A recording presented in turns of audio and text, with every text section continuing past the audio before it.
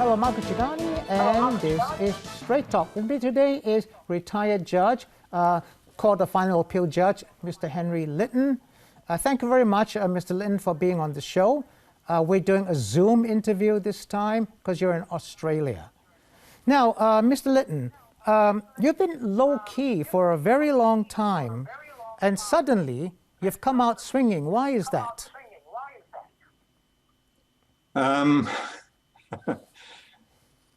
Low-key, well, I had published 2 books and a pamphlet about 18 months ago. And that, I think, has aroused quite a lot of public interest. And essentially what I'm doing now is to respond to the matters raised in my 2 books of essays. Now, the thing is, everything you have said, articles you have written and so on, they've all been criticizing court rulings, the judiciary, and you know, it doesn't hurt the judiciary's image that way?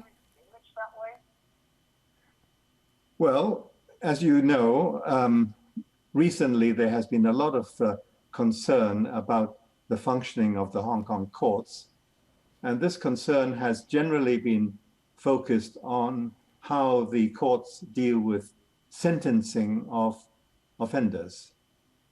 Now, this is not an area in which I feel competent to comment, because a lot of matters go into a proper sentence. And I think an outsider would find it very difficult to properly make any comment, because before a judge imposed a sentence, he would have before him many reports, probation report, information about the background of the offender and so on, none of which the commentator from the outside can see. But you have made comments, you have criticized judges, and you have actually singled out certain judges for criticism. I have not singled out any judge for any criticism, and I have not made any comment whatsoever concerning the sentencing of offenders. My concern, which I've been expressing over a period of maybe 15 more years, focuses on really 3 areas. 1, abuse by counsel and tolerated by the courts, abuse of the basic law, number 1. Number 2, abuse of the process of public law, and particularly the process of judicial review of executive decisions. That's number 2. And number 3, my criticism has focus on the general lack of focus in many of the court judgments. My comments and criticisms have always focused on the material and never on the judges personally. If I do remember correctly, though, Mr. Litton, you did mention one judge, Anderson Chow, for example. Yes, of course. You named him. You named him for criticism. Well, he was the judge who delivered the judgment, for example, on the face mask case, together with Mr. Justice Lam. So why did he deserve criticism? What did he do wrong? Sorry, what did he do wrong? Look, I mean, Mr. you singled him out and named him as having made a mistake, had not followed the basic law in reviewing the face mask case. Well, when you deal with a judgment, you are dealing with the product of the judge. And that was what I was doing, for example, in relation to the face mask case, because the judgment that they rendered was absolutely outrageous. They had, in effect, assumed almost a sovereign right to say what the constitutional order for the Hong Kong SAR should be, and decided accordingly. Now, that was outrageous, and I said so. Now, I haven't singled him as a judge for criticism. I've singled out his judgment for criticism. What's the difference? Well, if you don't know the difference, Mr. Chukani, I can't help you. No, the thing One is, is personal, and the other is professional. so you're targeting his judgment, not him as a person. Well, of course. Well, what else do you think I was doing? I know nothing about Mr. Justice Chow or Mr. Justice Lam's personal life, how they conduct themselves outside a courtroom. So how can you possibly say that this was a personal attack? No, I didn't say it was a personal attack. What I said was, by criticizing a judgment, you're indirectly criticizing the judge who made that judgment. Well, do I need to repeat myself, Mr. Chukani? My criticisms have always been focused on the professional product, if you like to call it that. The output of a court is what I'm focused upon. Now, the court is not a robot. The court consists of judges. And insofar as I have criticized the product coming out of the court, you can of course say that I've been criticizing the judge, but not in any capacity other than the output of his professional judgment expressed in a judgment. Now, if you can't see the difference between that and a personal attack, well, I can't help you, Mr. Chukani. Now, Mr. Litton, another thing you said was the judiciary needs soul searching. What do you mean by that? What I meant was that the culture of the judiciary over the past maybe as many as 20 years have gone on completely the wrong track. That generally speaking, judgments are not focused upon the real issues. They are focused on arguments put up by counsel. Many of them are quite absurd, and judges felt obliged to deal with arguments and to apologize for not having dealt with arguments thoroughly, whereas their professional responsibility is on the issues as presented by the parties themselves, not on so-called arguments of counsel. That is not the function of the court. The court is not there like examiner scoring an examination paper. So the lack of focus has been one of the criticisms which I have voiced. Now, I'm not the only person who has actually expressed these concerns. If you're interested in the subject, and I'm not sure that you are because you don't seem to be focused on the judgments, you focus on personalities. May I suggest that you read a judgment of Mr. Justice Spiegelman, which was delivered about 6 years ago, on a case called Pang Hong Fai, which dealt with proceeds, dealing with proceeds of crime. And there, in the Court of Final Appeal, he severely criticized the approach adopted by the Hong Kong courts. And if you read that judgment, you would see that he would highlight the points as follow. 1, the case needed no elaborate analysis because the case simply focused on a few simple words in the statute. Did the defendant have reasonable grounds to believe that he was dealing with the proceeds of crime. Now, those are very simple words and therefore needed no elaborate analysis, said Mr. Justice Spiegelman. 2, the authorities which were cited by counsel and dealt with by the court led to, as he called it, convoluted arguments. 3, the legislative history of the ordinance itself was of no value whatsoever. 4, the reliance by the court on so-called authorities was misleading. 5, the use of labels directed attention away from the mind of the defendant, which needed analysis. Now, if you are interested in the law, Mr. Chikani, if you just go and read that judgment alone, you would understand why I've been so concerned over so many years.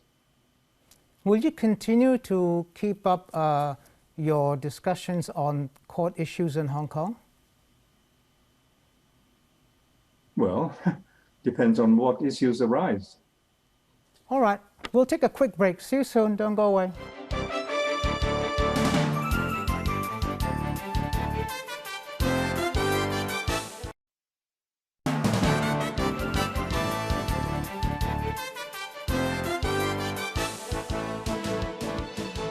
Thanks for staying with us. This is Straight Talk. With me is Mr. Henry Litton. Now, Mr. Justice Litton, you know, I remember one article you wrote or one commentary you wrote said that in some ways the judges had helped to create an environment for last year's protests. I did say that. Why would you say that? Well, it's because, again, over a considerable period of time, the courts have erected personal sovereignty way above community interests. In case after case, where, for example, reasonable rules have been devised for example, how one must behave when you are in the public gallery of LegCo, that you do not display signs and slogans. Now, everyone would think that that would be a very reasonable rule, but the courts have said, what about the right of freedom of expression, freedom of speech? And in effect, in a case called Christine Fong Guok San, the Court of Final Appeal has said that, look, these rules are not sufficiently nuanced, and the personal right of free expression has to trump the community interest of having easily administered, easily enforced rules of behavior in the public gallery of the Legislative Council. Now, that's just one example. Another example I can give you is the case concerning the so-called civic square, where again, very reasonable rules, I think most people would say, as to when you can actually use the area around the flagpole podium for public protest and demonstration.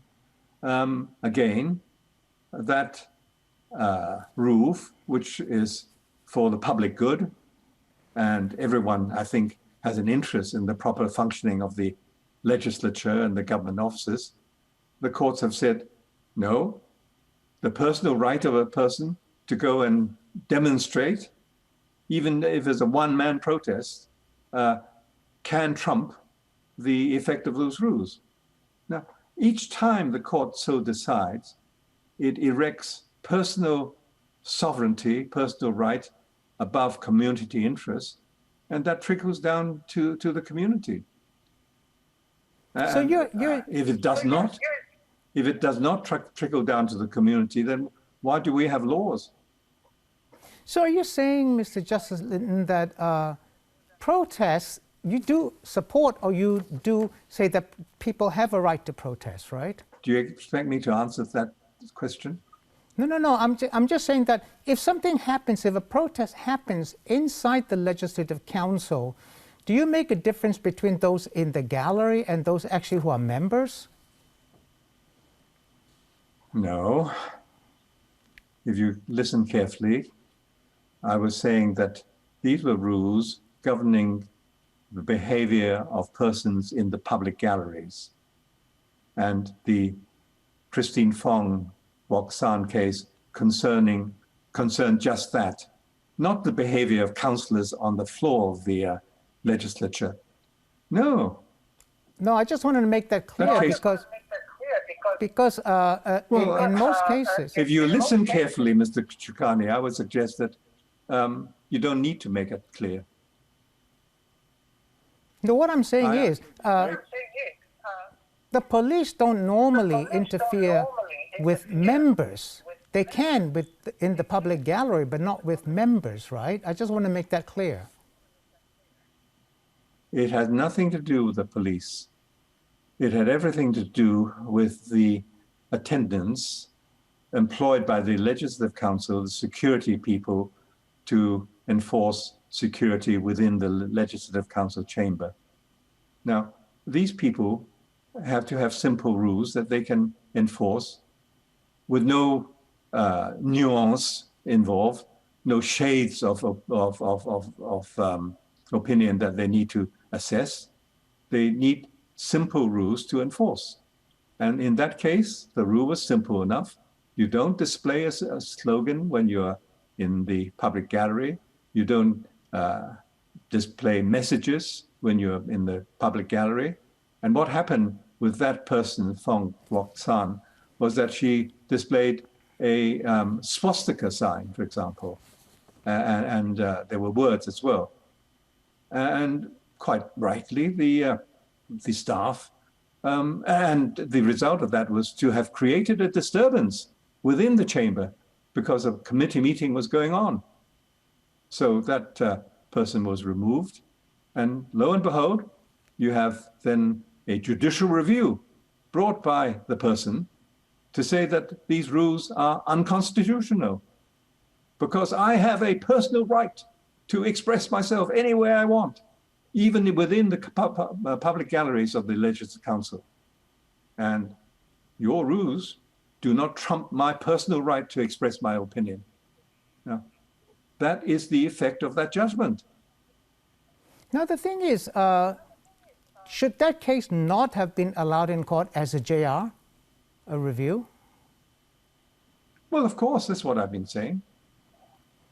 Now, another thing that I found interesting was some weeks ago, the Secretary for Justice said, whatever the legal department or she says is the perpetual truth.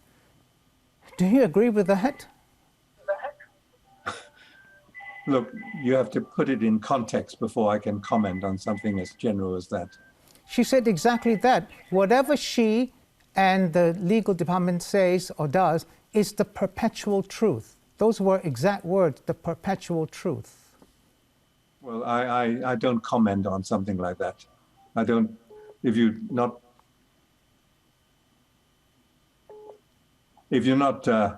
prepared to give me the context in which it is said, I have no comment. Now, you said that the judiciary needs to be reformed. Tell me how it should be reformed. I said that the culture of the judiciary should be reformed, and that is something very different. The culture which... Okay. Yes? No, I was saying, okay, the culture should be reformed. Should that happen, first of all, how should it be reformed, the culture? And secondly, should the judiciary itself does that? Of course, the reform must come from the very top of the judiciary. And it's a very big subject, but what I've said earlier about the general lack of focus, for example, in the way judges often deal with their judgments, I've characterized various things. Number one, the courts are dealing with counsel's arguments rather than the real issues. Number two, the courts discuss the law when there's no need for discussion. All they needed to do was to apply the law. Number three, judges sometimes make declaratory judgments, which are just words, which determine nothing at all, and so on. Now, these have been highlighted in many of the talks that I've given, highlighted in the 2 books of essays that I published, and I'm proposing to publish a 3rd book early next year, and focusing upon these issues, which I compendiously categorize as the culture of the judiciary. And of great concern to me, of course, is the area of judicial review. Just reflect on this fact, Mr. Chugani. Mm-hmm. In 1999, there were 112 applications for judicial review, okay? 20 years later, in 2019, there were 3,889 applications for judicial review. Now, a person called Kwok Chuk Kin has been, I think, dubbed, as you probably know, by the Chinese media as Phat Lut Phúc Hat Wong. Okay. I've got 1 minute left, Mr. Litton. I wanted to ask you another question, if you don't mind. I just wanted to ask you whether there is mistrust between judges and the central government. Again, Mr. Chugani, this is personal and this is too wide. If you're not really prepared to focus professionally upon professional issues, I can't help you, I'm afraid. Okay, now the thing is, will you? I asked you whether you'll continue to highlight cases in court, and what do you want to come out of this? I would like to see a radical reform of the culture of the courts, so that the common law is brought back upon the straight and narrow tracks of a disciplined process, so that it becomes once more robust, effective, and easily applied and understood by the ordinary person. Okay, run out of time. See you next time. Good evening.